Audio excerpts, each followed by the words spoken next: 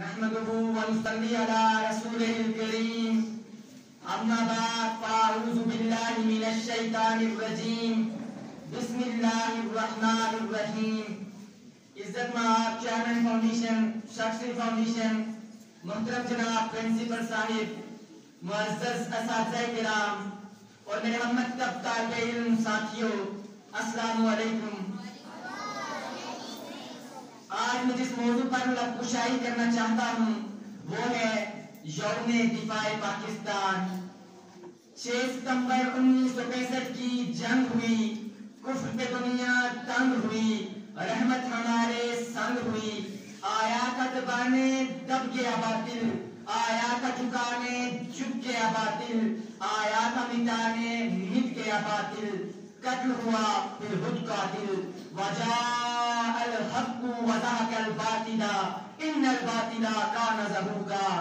صدر علی مکار, آزاد قوموں کی تاریخ میں کچھ ایسے دن بھی آتے ہیں جو ان کی آزادی کے خوبصورت لمحات میں ایک خوشگوار یاد بن جاتے ہیں, جو ان قوموں کے ماتھے تاج جمر ہوتے ہیں, جو ان کی آنے والی نسلوں کے لیے تا قیامت فخر کا باعث بنتے ہیں. مگر علی وقار آزادی کو محنت حاصل کر لینا ہی کافی نہیں, پاکستان بننے کے دوران کی مشکلات کا سامنا بغیر تغیر کے مسلمانوں اور آزادی کے متوالوں نے کیا. ابھی وہ تازہ ہی تھے کہ بزدل دشمن کے پاک تسلیم کے رکھوالوں کو ایک بار پھر آزمانے کی کوشش کی, ایک بار پھر آزمانے کی کوشش کی.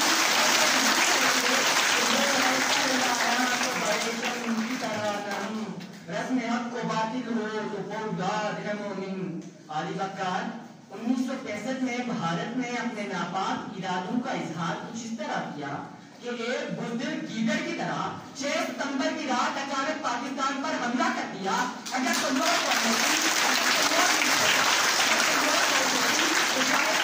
کامیاب ہو جاتی, مگر صدر علی وقار ہمت, جرأت اور بہادری سے سرشار شہیدوں کے لہو سے لکھے جانے والے جذبات کی تاریخ کو اسی وجہ سے یوم دفاع پاکستان کے نام سے یاد کیا جاتا ہے, کیونکہ اس دن پاک فوج نے دشمن کو نہ صرف دن میں تارے دکھائے بلکہ میجر راجہ ایٹلیسٹ بھرتی کے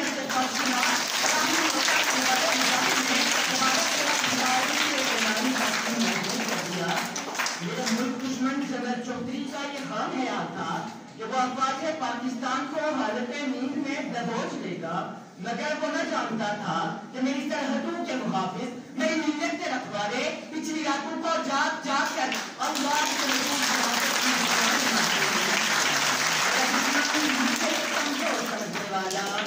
مجھ کو دیکھے کبھی تاریخ کے آئینے میں نے ہر عہد میں توڑا ہے رونق کا فیصل, میں نے ہر عہد میں ایک باب نیا لکھا ہے. میرا دشمن یہ حقیقت فراموش نہ کرے, بیت ظلم و ستم میری روایت ہی نہیں, مجھ کو میدان سے پسپائی کی عادت ہی نہیں. عرصۂ بدر میں کردار نبی ہوتا ہوں, دشت کربل ہو تو میں ابن علی ہوتا ہوں. علی وقار یوم دفاع پاکستان افواج پاکستان کی شجاعت کی یاد دلاتا ہے. یہ دن اس حقیقت کا روشن اعلان ہے کہ شہیدوں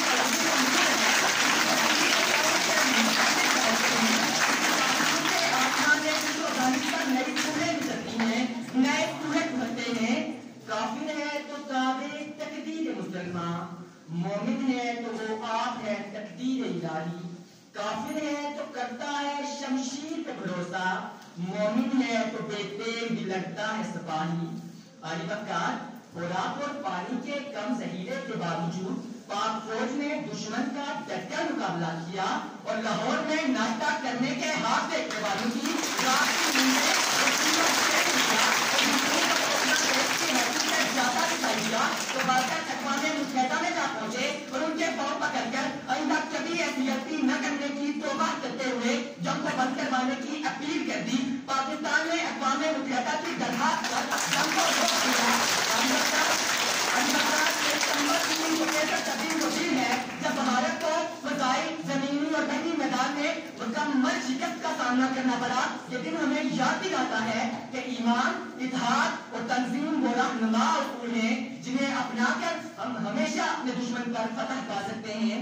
اور ابھی تک آپ یاد رکھیے گا فضائے بدر پیدا کر فرشتے